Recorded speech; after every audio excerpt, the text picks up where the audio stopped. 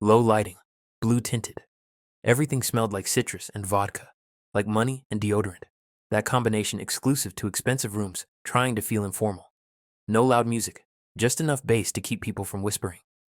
RM was near the bar, leaning back, drink in hand but untouched. The kind of posture that said I'm relaxed, but also I'm watching everything. Next to him, Yoongi, still in a blazer, still with a face that kept everyone unsure if he was enjoying himself or enduring the noise.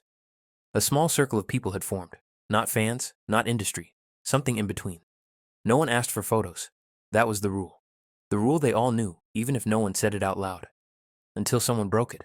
Not with a camera, with a clipboard. It was a woman from the event staff. Black shirt, earpiece, the kind of badge that meant not here to talk. She walked straight up, paused once, double-checked something on the page, then looked directly at RM. "Excuse me, can I ask who invited you tonight?" Her tone wasn't hostile. It was worse, procedural. RM didn't frown, didn't blink, just slowly turned his head, as if rehearing the question in his own language before responding. Yoongi glanced over. Didn't move. The circle reacted first. Two people shifted their weight. One guy looked at his drink. A woman next to RM did the quiet cough, the kind that's not a cough but a signal. RM didn't answer right away, not to stall, just because he wasn't expecting to answer anything. This wasn't the kind of place where people like him were asked why they were there. The staffer didn't flinch. "I'm sorry," she added, now glancing at her clipboard again. "You're not on our cleared list for the VIP perimeter." Not loud, but the word "not cleared" snapped like rubber in the air. No one laughed, no one intervened. Even Yoongi didn't move, and for the first time that night, it wasn't clear who was supposed to explain. RM stayed still, not frozen, just choosing his movement too carefully. He turned slightly, one hand still resting on the glass he hadn't touched all night. Yoongi didn't shift, but his eyes did. Slow, sideways, meeting the staffer for less than a second before looking away again. That one glance said, "Don't ask again." But it wasn't said out loud, and she hadn't been looking. The staffer repeated, quieter. "You're not on the perimeter list. Who confirmed you?" There was no edge in her voice. That made it worse.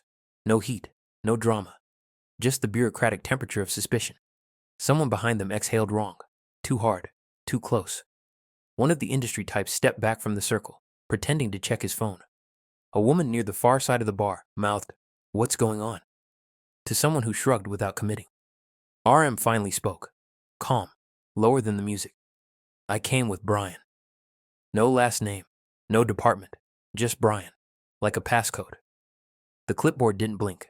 "Brian left 20 minutes ago." Not a challenge. A fact. Yoongi stood now. Not to defend. Just to stand. A line shifted.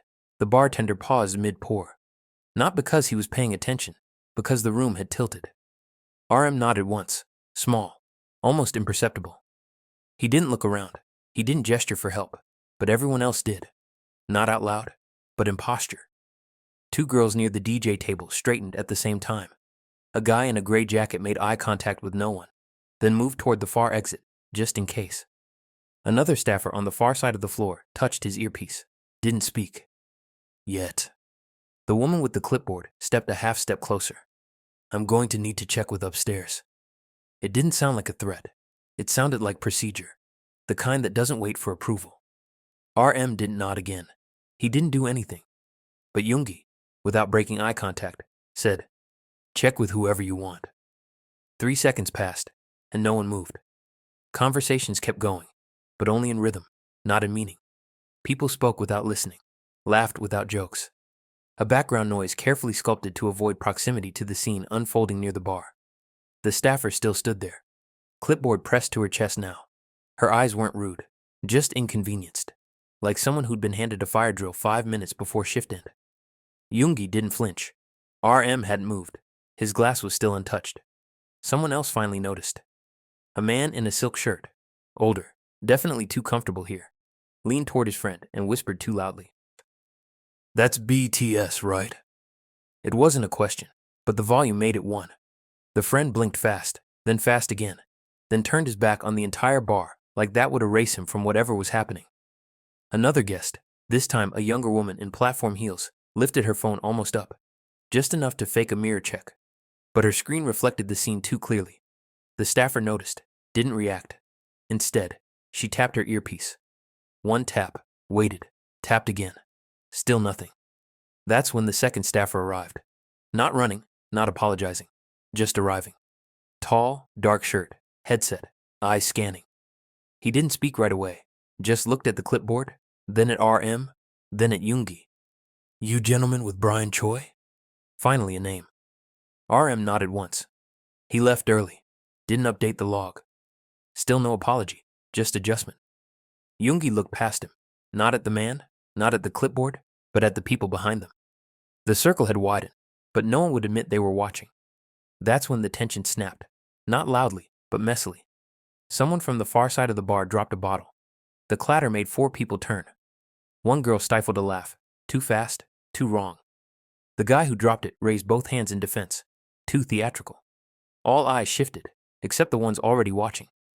And in that split second of distraction, the tall staffer leaned in just a little, voice lower now. You weren't logged, but you're good. Just next time, make sure the names are clear before entry. It sounded polite. It wasn't. RM nodded. No smile, no words. Just an acknowledgement of being allowed to stay where he never needed permission. The staffers turned, but the room didn't, because the room had seen. Not a scandal, not a fight. Just the smallest crack in the surface of someone who wasn't supposed to ever be questioned. And the silence that followed was filled not with relief, but with the sound of people trying to decide what they had just witnessed. They didn't retreat. They dissolved, like the whole thing had never happened. The clipboard tucked under an arm, the earpiece fading into the crowd. No raised voices, no escalation. Just a thin trail of unease that followed in their wake. But the room wasn't neutral anymore. People looked sideways now. Not openly, not directly. Just slightly longer than before. Conversations resumed, but hands fidgeted. Glasses were picked up and put down too quickly. Laughter turned into throat clearing. Yoongi didn't sit. He just stayed exactly where he was. Standing not in defense, but in refusal. Refusal to play along with the room, pretending nothing had happened. RM still hadn't touched his drink. Someone near the back finally said it. I thought they wouldn't even come to stuff like this. Quiet, uncertain, not judgment, just confusion. But it spread. Do you think they were invited? Was that really about the list? No one asked them for names. No answers. Just the beginning of a split in the room, between those who wanted to unsee and those who couldn't stop watching now that something had broken. A girl near the corner posted nothing, but her screen glowed on her lap as she typed fast. Not a picture, not a video, just a paragraph. Because that was safer, because it was already a story. RM adjusted his sleeve, a simple movement, but the kind that gets remembered later, distorted by time. Yoongi's arms folded across his chest, not as a shield, more like a statement. Someone coughed into a napkin. Another made a joke too loudly about industry parties being all the same. No one laughed, not even him. That's when the final shift happened. So small, most people wouldn't notice it. A man near the DJ, young, unimportant, maybe just someone's assistant, walked over to the bar, stopped a meter away from RM, and said nothing. Just stood there. Not to talk, not to get a drink, just to be near him. Like proximity itself meant something now.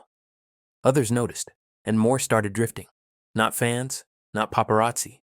Guests, people with badges, people who were supposed to belong. But the moment had fractured, because someone had asked RM who invited him, and no one forgot it. Even after the music got louder, even after the drinks kept flowing, the shape of the night had changed. And the center of it wasn't the DJ, or the rooftop view, or the people who were meant to be seen. It was them. Because they weren't supposed to be questioned, and now they had been, in front of everyone. They didn't leave. That would have been too obvious, too dramatic. They stayed, exactly where they were. RM with his untouched glass, Yoongi still standing, his arms crossed tighter now, not as a wall, as a weight. But the room had already failed to return to its previous shape. The bartender overcompensated, suddenly attentive, suddenly pouring with a smile too wide, asking no one in particular who needs another. It landed flat, like music after a power outage, technically working, but no one's dancing. Someone laughed again, clearly too loud this time. Everyone heard it. No one turned.